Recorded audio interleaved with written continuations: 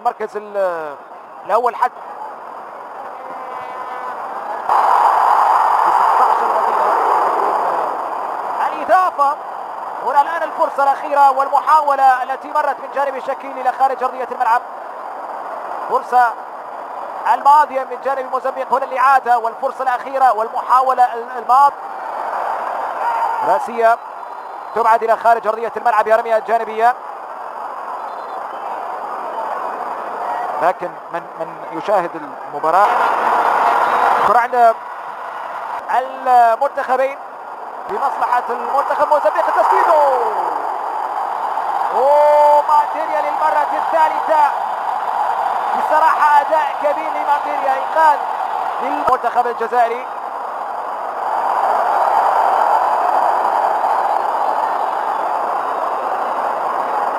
هنا صافرة ويبدو لي بأن خطأ لمصلحة موزمبيق. الأول اليوم في حال حقق المنتخب الموزمبيقي هنا فرصة، لكن مرت إلى خارج أرضية الملعب. الفوز في مباراة اليوم ستكون مفاجأة للجميع، خاصة من أداء منتخبهم في هذه المباراة. ليس على جهة اليسار رأسية، حاول فرصة خطيرة لكن يبدو بأنها راية وتسلل، راية وتسلل على ماكنزا.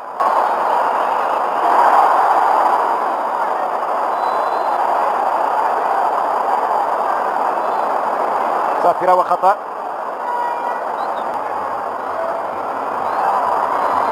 موجودين في الفوز المنتخب الجزائري يلعبون في الملاعب الأوروبية أو معندل الأوروبية.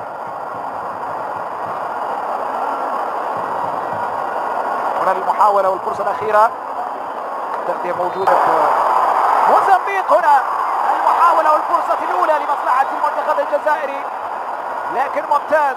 أول محاولة صريحة، أول فرصة خطيرة، لكن إيرنون سيلوني هو من أبعد اللقطة الماضية، تألق للبحث عن فرصة. عندهم رغم محاولات الآن مستمرة من جانب المنتخب الجزائري، دفاعية والتغطية دفاعية. تسديده خطيرة، التسديدة الماضية أخطر الفرص للمنتخب الجزائري.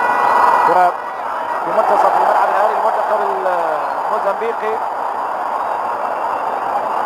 لكن بصراحة المنتخب يسجل، يريد أن يهدد، يريد أن يقتل من مرة المنتخب الموزمبيقي، لكن هذه العملية صعبة.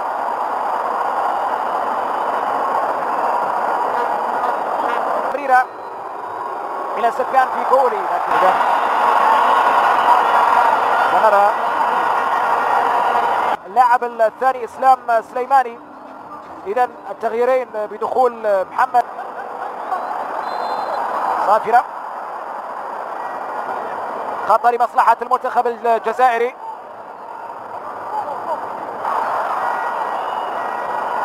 تصفيات المؤهلة في شهر 6 من المناسبة. أسوأ تصنيف حصل عليه المنتخب الجزائري خلال السنوات الماضية كان 103 في عام 2008، يعني ما قبل 15 سنة من الآن، بينما أن يجد حلا لهذه المشكلة.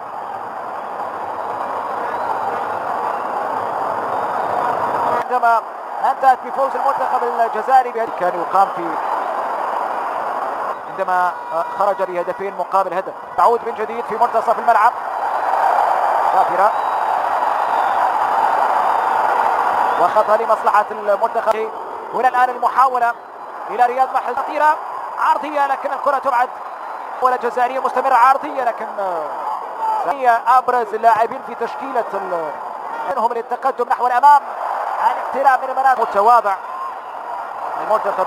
لكن أول مباراة دولية للمنتخب الثاني. هنا محاولة فرصة، لكن يقول بأن هل هناك خطأ وراية وتسلل؟ نعم، راية وتسلل في هذه اللقطة.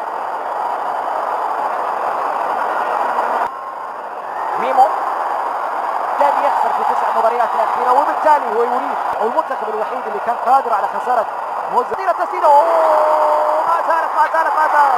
نعم، الهدف الأول للمنتخب الجزائري، وأخيرا المنتخب الجزائري عن طريق فارس شعيبي يسجل الهدف الأول نعم المنتخب الجزائري ينجح أخيرا في إضافة الهدف الأول بصعوبة بالغة. نعم بصعوبة بالغة، لم يكن هدفا سهلا على مرمى المنتخب الموزمبيقي أو على المنتخب الجزائري. كانت في بداية البحث عن طريقة من أجل تعديل التسديدة. حاولت تمريرة ممتازة خطيرة التسديدة، لكن هل هي رأي تسلل؟ يبدو لي بأن هناك رأي تسلل على كرة تعود إلى خطيرة، لكن ابعاد المنتخب الجزائري في هذه اللحظات. قطع الكرة الى رامز، تسديد يا رامز، يا رامز، يا رامز يسجل الهدف الثاني للمنتخب الجزائري. رامز زيروكي يسجل الهدف الثالث للمنتخب الجزائري. اللاعب اللي دخل بديل في الدقائق الماضية ينجح في إضافة الهدف الثاني للمنتخب الجزائري. إذن هدفين. السلام عليكم، لا تنسوا الاعجاب بالفيديو والاشتراك في القناة تشجيعا لنا لنستمر بنشر المزيد إن شاء الله.